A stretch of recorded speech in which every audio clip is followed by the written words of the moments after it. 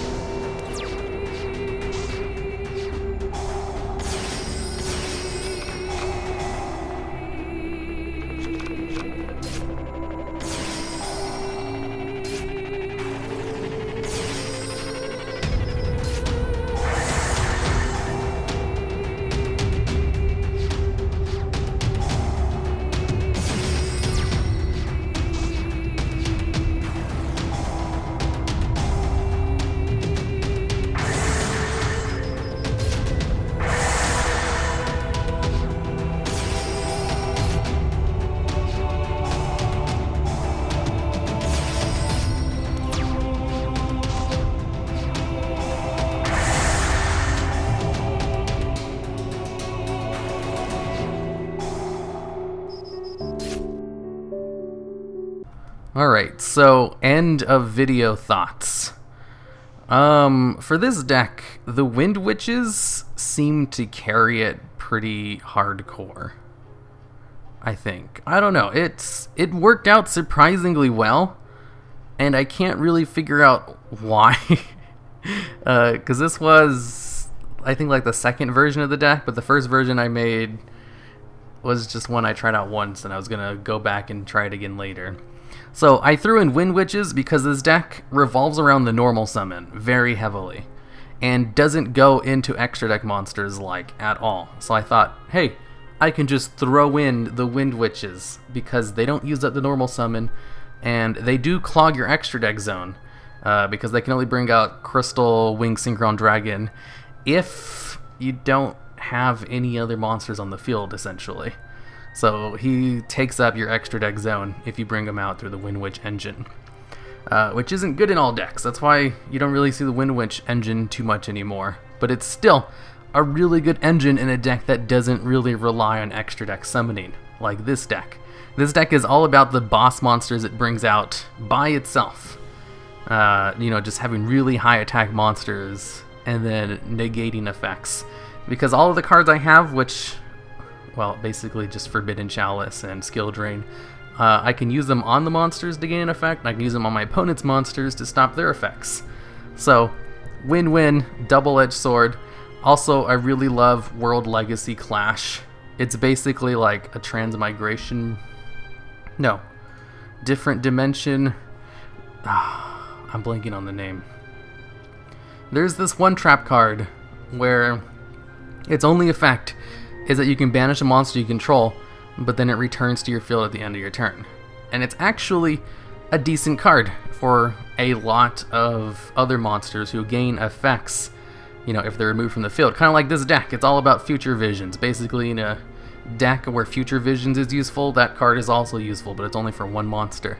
And World Legacy Clash is basically that trap card, but it also has a good effect tied to it.